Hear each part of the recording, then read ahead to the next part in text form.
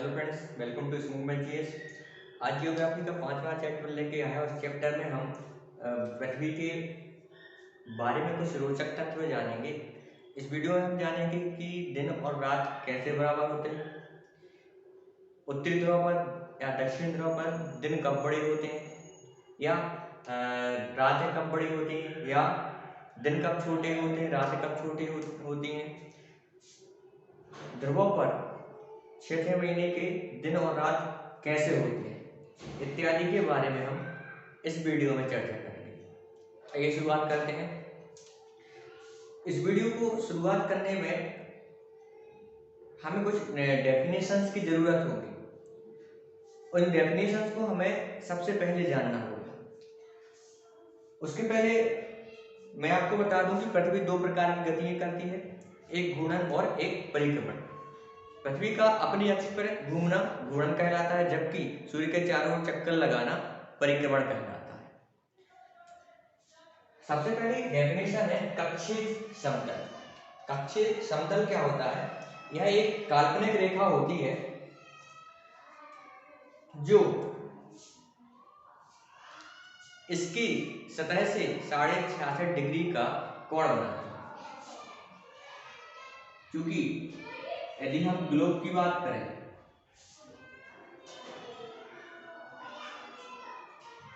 तो ग्लोब कुछ ऐसा थोड़ा सा तिरछा, क्योंकि हमारी पृथ्वी झुकी हुई है। हमारी पृथ्वी सीधी नहीं, मतलब कुछ इस तरीके से नहीं है, वो थोड़ी सी तिरछी है। तो होता क्या है, यदि ये थोड़ी सी तिरछी है तो उस कंडीशन में यह है अक्ष से 23.5 डिग्री झुकी हुई है। तो अक्ष से 23.5 झुकने के बाद में एक जो भाग रहेगा वो 66.5 बचेगा। मतलब यह है इस सतह, एक अक्षीय सतह होगी से 66.5 डिग्री का कोण बनाएगा। यह कक्षीय समतल द्वारा बनाया जाता है। ध्यान रहे कि ये हमारी पृथ्वी रहेगी, ये विषुवत रेखा। यदि हम कक्षीय समतल की बात करें तो ये 23.5 डिग्री के साथ में झुकी हुई है, तो बाकी का जो बचेगा भाग वो 66.5 होगा। इसलिए कक्षीय समतल के साथ में 66.5 का कोण बनाती है। तो कक्षीय सतह आपको समझ में आ गई, कक्षीय समतल आपको समझ में आ गया। ध्यान रहे कि हमारा जो ग्लोब है वो थोड़ा सा तिरछा रहता है, सीधा नहीं रहता, क्योंकि हमारी पृथ्वी 23.5 डिग्री झुकी हुई है। अब हम बात करेंगे प्रदीप्त व्रत की। यह एक ऐसा व्रत होता है, यह एक ऐसा व्रत होता है जो दिन और रात को बराबर करता है। यदि ये हमारी पृथ्वी है तो हमारा जो प्रदीप्त व्रत होगा, आप इमेजिन भी करते जाना, ऐसा कुछ है नहीं जो मैं बता देता। यदि ये पृथ्वी है या ये पृथ्वी है तो जो प्रदीप्त व्रत होगा उसको, सपोज सूर्य यहाँ पे, तो इसकी किरणें जो होगी वो क्या होगी, सीधी पड़ेगी। सीधी पड़ने पर इस वाले भाग पर दिन होगा तो इसके पीछे वाले भाग पर रात होगी। क्योंकि ये व्रत क्या करता है, ये जो प्रदीप्त व्रत है वो क्या करता है, पृथ्वी को दो भाग में विभाजित कर देता है। यह सब काल्पनिक है। जहां जहां सूर्य का प्रकाश पड़ेगा वहां वहां दिन होगा, और जहां नहीं पड़ेगा वहां पर रात होगी। लेकिन हमारी पृथ्वी जो है वो थोड़ी सी झुकी हुई है, तो जो प्रदीप्त व्रत होगा, यदि सूर्य यहां पर है तो ये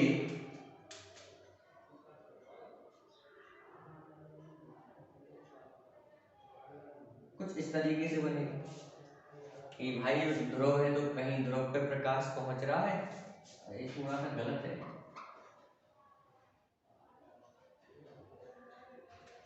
इसको थोड़ा सही बना लिया जाए। ये थोड़ा विषुवत रेखा, कर्क रेखा, मकर रेखा, एक नॉर्थ पोल, एक साउथ पोल। अब आपको समझ में आ जाएगा ये सूर्य है, इसकी किरणें जब पड़ेगी तो कुछ इस तरीके से पड़ेगी। तो प्रदीप्त वृत्त आधा भाग को कवर कर लेता है, तो ये इस तरीके से इसको कवर करेगा, तो ये पीछे वाला भाग थोड़ा सा रह जाएगा क्योंकि हमारी पृथ्वी 23.5 डिग्री झुकी हुई है। ठीक, आप इस बात को ध्यान रखना क्योंकि पूरा टॉपिक जो हमारा समझ में आएगा वो बस इस प्रदीप्त वृत्त के कारण ही अटका रहेगा, और आपको समझ में भी इसी कारण से आएगा कि यदि आप इस प्रदीप्त वृत्त को समझ जाएंगे तो आसानी से पूरे कॉन्सेप्ट को समझ पाएंगे। ठीक, इसके बाद आता है पृथ्वी 24 घंटे में अपना एक चक्कर पूरा कर लेती है, जिसके कारण दिन और रात होते हैं, इसे पृथ्वी दिन कहा जाता है। ठीक,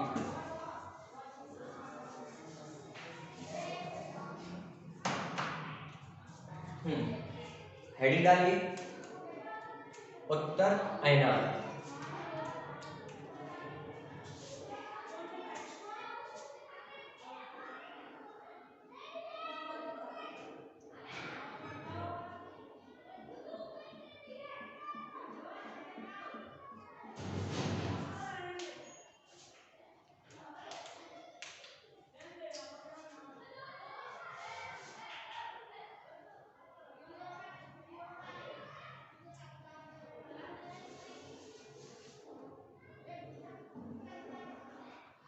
दीर्घवृत्ताकार कक्षा में पृथ्वी सूर्य का चक्कर लगाती है।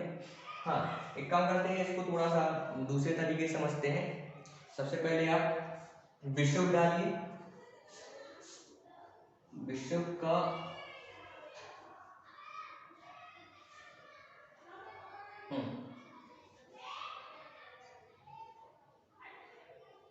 एक पृथ्वी है, एक नॉर्थ पोल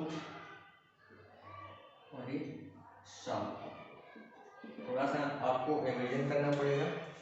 एक 21 मार्च की घटना होगी, एक घटना 21 मार्च की होगी, तो 21 मार्च को सूर्य की किरणें विषुवत रेखा पर एकदम सीधी पड़ती हैं। इमेजिन कीजिए, ये हमारा सूर्य है, सूर्य की किरणें सीधी, ये सूर्य है, सूर्य इस तरफ रहेगा, पृथ्वी यहां रहेगी। जब पृथ्वी यहां रहेगी तो सूर्य की किरणें लंबवत एकदम सीध में विषुवत रेखा पर एकदम सीधी पड़ेगी। जब सूर्य की किरणें विषुवत रेखा पर सीधी पड़ेगी तो उस समय पर पूरी पृथ्वी पर एक समान दिन और रात, क्योंकि दिन यदि एकदम बीचों बीच सूर्य की किरणें पड़ रही हैं तो इसका मतलब यह है कि दिन और रात बराबर होंगे। तो 21 मार्च को सूर्य की किरणें विषुवत रेखा पर एकदम सीधी पड़ती हैं, जिसके कारण दिन और रात बराबर होते हैं। अब यही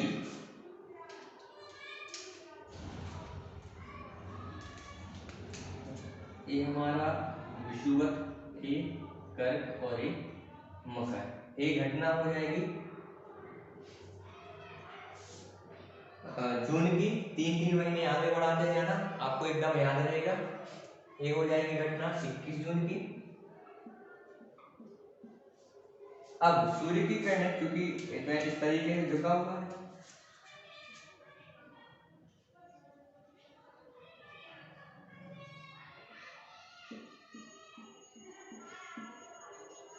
अब खुद समझिए।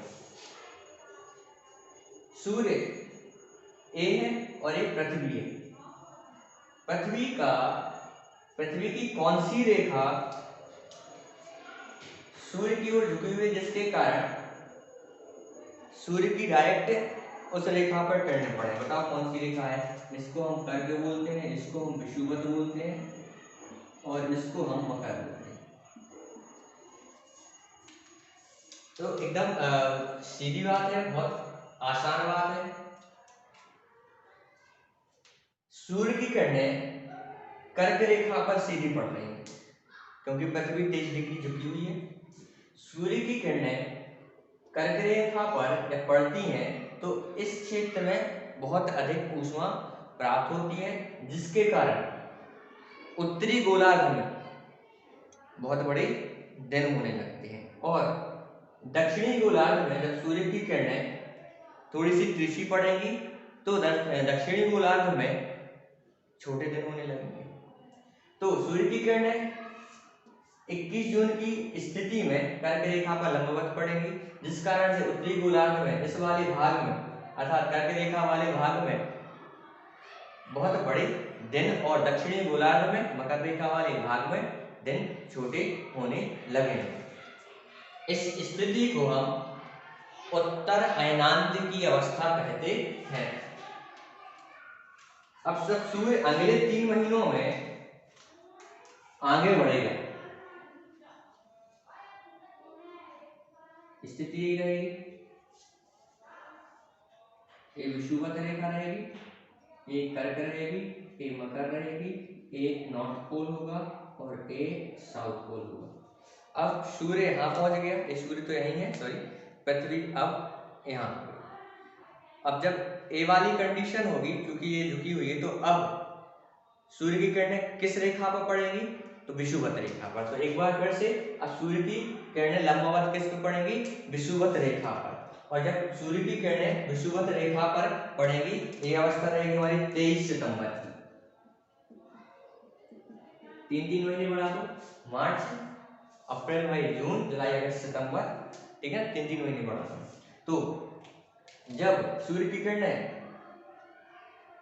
किरणें विषुवत रेखा पर लंबवत पड़ेगी तो एक बार फिर पूरी पृथ्वी पर दिन और रात बराबर हो जाएगी।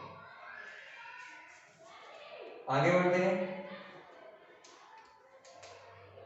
अब वही अवस्था, ये हमारी 0 डिग्री विषुवत रेखा, एक कर्क रेखा और एक मकर रेखा।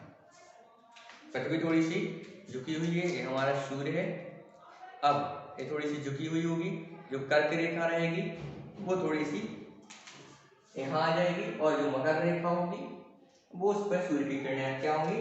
लंबवत होंगी।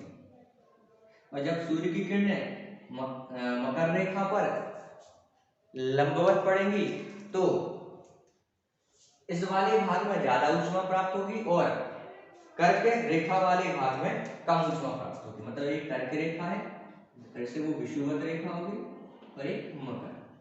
तो हाँ, मार्च 3 महीने बढ़ा दो जून, 3 महीने बढ़ा दो सितंबर और 3 महीने बढ़ा दो तो दिसंबर।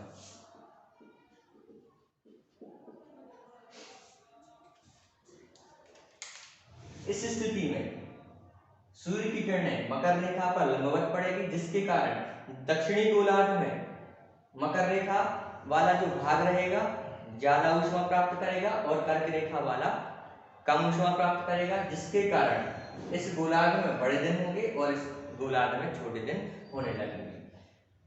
अभी आप खुद स्पष्ट कर सकते हो कि अभी ठंड का मौसम चल रहा है, क्योंकि यहाँ पे सूर्य की किरणें नहीं पहुंच पाती। फिर 3 महीने बढ़ा दो, अब सूर्य की किरणें कहाँ पड़ेंगी? फिर से विषुवत रेखा पड़ेगी। तो फिर से क्या होगा? दिन और रात बराबर हो जाएंगे। अब यदि उत्तरी गोलार्ध में 23 सितंबर की अवस्था में क्या होगा? उत्तरी गोलार्ध में वही शरद ऋतु आ जाएगी, तो यहाँ बसंत आ जाएगी, यहाँ बसंत आएगी तो यहाँ पे शरद ऋतु आ जाएगी। अब ये कॉन्सेप्ट आपको समझ में आ रहा होगा।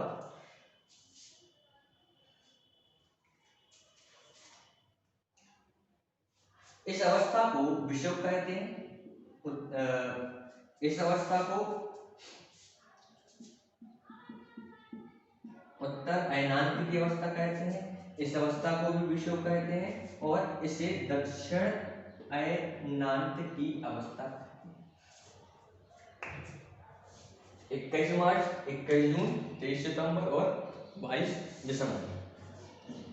दिन और रात बराबर। उत्तरी गोलार्ध में बड़े दिन, दक्षिणी गोलार्ध में बड़े दिन। दक्षिणी गोलार्ध में छोटे दिन, उत्तरी गोलार्ध में छोटे। या फिर रातों का ले लें तो यहाँ पे दिन बड़े होंगे तो रात छोटी हो जाएगी, यहाँ दिन छोटे होंगे तो रात बड़ी हो जाएगी। ठीक है, एक कॉन्सेप्ट आपको समझ में आ रहा होगा।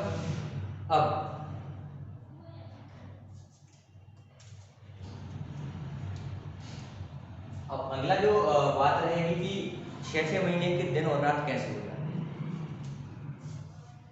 अब इस स्थिति को देखिए, मैंने बताया पृथ्वी व्रत की बात बोली। पृथ्वी व्रत क्या होता है कि भाई आधे भाग पे क्या होता है, ऊष्मा जाती है और आधे भाग पे ऊष्मा नहीं जाती। अब चूंकि पृथ्वी हमारी थोड़ी सी 23 डिग्री झुकी हुई है, उस कंडीशन में क्या होगा, जो हमारा पृथ्वी व्रत होगा इस भाग को तो कवर कर लेगा, लेकिन इस वाले भाग को कवर नहीं करेगा। मतलब जब सूर्य की किरणें कर्क रेखा पर सीधी पड़ेगी तो वो यहाँ तक पहुंचेंगे, लेकिन यहाँ पर दक्षिणी गोलार्ध में दक्षिणी ध्रुव पर सीधी नहीं पहुंच पाती, जिस कारण से यहाँ पर अंधेरा रहेगा। वही बात, धीरे धीरे बढ़ो। यहाँ पर क्या होगा, अब ये नॉर्थ पोल है, ये साउथ पोल है, वही बात यहाँ पे आ जाएगी। ये पृथ्वी व्रत हो गया। तो अब जब सूर्य की किरणें कहाँ पड़ने लगी, ये साउथ पोल पर पड़ने लगी, लेकिन यहाँ पे नहीं पड़ेगी। तो ये कंडीशन यहाँ पे चलती रहती है। और जब ये कंडीशन चलेगी तो 6 महीने के दिन और 6 महीने की रात होने लगेगी। सीधा यदि सूर्य पड़ रहा है नॉर्थ पोल पर, तो धीरे धीरे वो नॉर्थ पोल कहाँ आ जाएगा, लुप्त होने लगेगा और रात शुरू हो जाएगी और दक्षिण ध्रुव पर दिन शुरू हो जाएगा। फिर सीधी जो प्रकाश की किरणें हैं, सूर्य की किरणें हैं, वो दक्षिणी गोलार्ध में पड़ेगी और धीरे धीरे उत्तरी गोलार्ध में लुप्त होने लगेगा। तो वहां पर रात होने लगेगी और दक्षिणी गोलार्ध पर दिन होने लगेगा। बहुत एक ही कॉन्सेप्ट है। ठीक,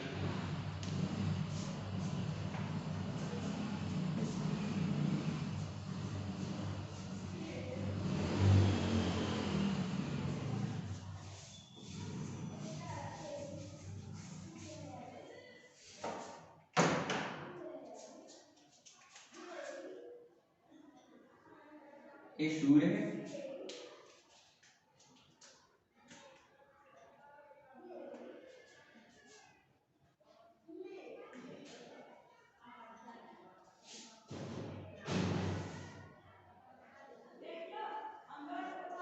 ये पृथ्वी है, ये सूर्य थोड़ा सा बड़ा हो गया है, इसको छोटा। सूर्य यदि यहाँ है तब तो ठीक है। क्या होगा, पहले ये वाली कंडीशन उत्तरायण कहलाएगी, ये वाली कंडीशन दक्षिणायन कहलाएगी। ठीक,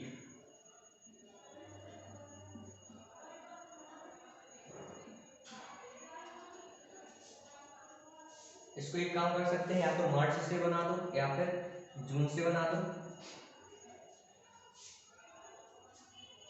मार्च से बना दो, मार्च, फिर क्या होगा, जून होगा, फिर एक वापस आएगा, फिर क्या होगा, सितंबर आएगा और फिर क्या होगा, यहाँ आएगा तो दिसंबर आएगा, फिर दिसंबर से क्या होगा, वापस चलेगा। ठीक, इसको आप समझिए, उत्तरायण और दक्षिणायन। तो यदि मार्च की बात करें, 21 मार्च की, इस समय सूर्य की किरणें क्या होगी, सीधी पड़ेगी विषुवत रेखा पर फिर ये उत्तरायण होना शुरू करता है, होते होते यह 21 जून तक पूरा उत्तरायण हो जाता है। फिर ये दक्षिणायन होना शुरू करेगा। 23 सितंबर को दक्षिणायन, इस स्थिति में क्या होगा, वापस से विषुवत रेखा पर सीधी किरणें पड़ेंगी, दिन रात फिर बराबर होंगे, फिर और दक्षिणायन होगा। 22 दिसंबर को एक पूरा दक्षिणायन हो जाएगा। इस कंडीशन में मकर रेखा पर इसकी किरणें पड़ेंगी तो उत्तरी गोलार्ध में ठंड होने लगेगी। इसके बाद फिर से यह उत्तरायण होना शुरू करेगा। अब क्वेश्चन आपका यह बनता है कि उत्तरायण कब से कब तक रहता है, तो 22 दिसंबर से शुरू होता है 21 जून तक, और दक्षिणायन कब से कब तक रहता है, तो 21 जून से शुरू होगा 22 दिसंबर तक। एक क्वेश्चन आपका ऐसा बनेगा कि पूर्ण दक्षिणायन कब हो जाता है या फिर उत्तरायण कब हो जाता है, तो आपके पास आंसर रहेगा। इसके बाद आपको जो इसका तारीख याद करने में थोड़ी सी प्रॉब्लम हो सकती है, तो इसको मैं बता देता हूँ। यदि ये सूर्य है और बाकी ये पृथ्वी थी, तो आप इसको 21, 22, 23 से याद कर सकते, बाकी 3-3 महीने आप बढ़ा दीजिए। 21 मार्च, 21 जून, 23 सितंबर और 22 दिसंबर, 3-3 महीने बढ़ा दीजिए। 21, 22, 23 से आप इसको याद कर सकते हैं। तो पृथ्वी का उत्तरायण और दक्षिणायन होना आपको समझ में आ गया होगा। पृथ्वी उत्तरायण कब होगा, अभी किस कंडीशन में उत्तरायण होने की कंडीशन में है कि उत्तरायण हो चुका है, या दक्षिणायन होने की कंडीशन में है, या फिर दक्षिणायन हो चुका है, ये बात भी आपको समझ में आने लगी होगी। अभी आज की डेट से क्या है आप कमेंट कर सकते हैं, दक्षिणायन हो रहा है कि उत्तरायण हो रहा है, ये आप कमेंट करिए। यदि आपको ये वीडियो पसंद आए तो आप चैनल को सब्सक्राइब कीजिए, लाइक कीजिए, शेयर कीजिए। ऐसे ही नए नए वीडियोज के लिए मेरा उत्साहवर्धन करते रहिए। तो वीडियो पसंद आए तो लाइक शेयर कमेंट जरूर कीजिए। धन्यवाद।